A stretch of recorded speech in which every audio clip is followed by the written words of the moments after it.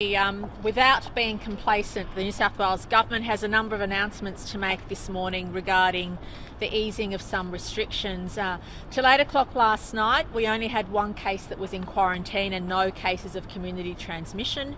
However, since 8 o'clock late last night, so it won't be included in today's figures, we have had one case which is still under investigation, and Dr. Chant will give further details about that. There is a possible known link, but obviously investigations are underway. So officially in today's figures, there's 0 cases of community transmission, but 1 in quarantine. However, I do want to foreshadow, and full openness and transparency as we've known to be during this process, that there has been a case identified since 8 o'clock last night, and it's important to note that because we can never be complacent. This is an insidious, contagious disease, and no matter how well we're doing, we have to always be on our guard. I'm very pleased to have with me today Minister Hazzard, Minister Mitchell and Dr. Lee, who will outline some easing of restrictions in various areas within their portfolio responsibilities. This includes community sport, it includes what students can expect in Term 4, and it also includes a easing of restrictions at weddings. Bridal parties of up to 20 can be on the dance floor, but I stress it is the same 20. You cannot have a roster of different guests of 20. It has to be only the same up to 20 who are part of the bridal party, not just the bride and groom. And this is really important because weddings and unfortunately funerals and other gatherings is where the virus is most contagious and spreads most readily because people know each other.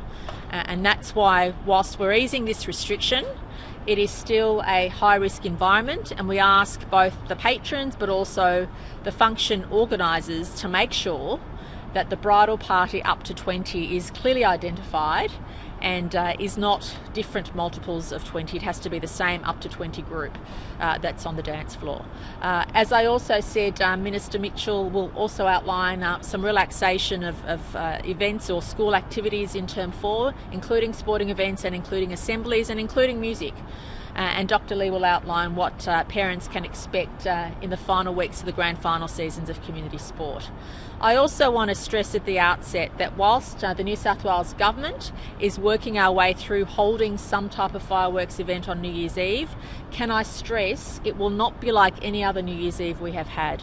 The vast majority of us will be watching from home, but what we are doing is considering what options there are to do it in a COVID-safe way. I want to be clear that the New South Wales Government would never support or condone any activity which was not consistent with the health orders, and I really want to make that clear.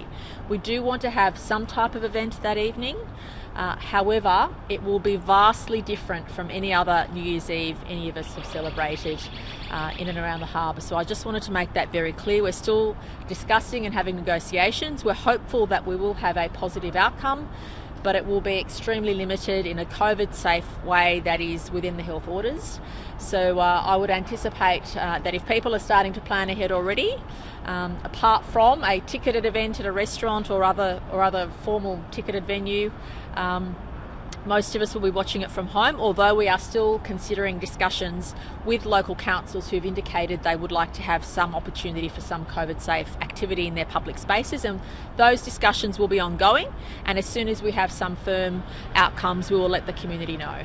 I'll now ask Minister Hazzard, then Minister Mitchell, Dr. Lee and then Dr. Chant will finish off today's formal discussions. Thank you.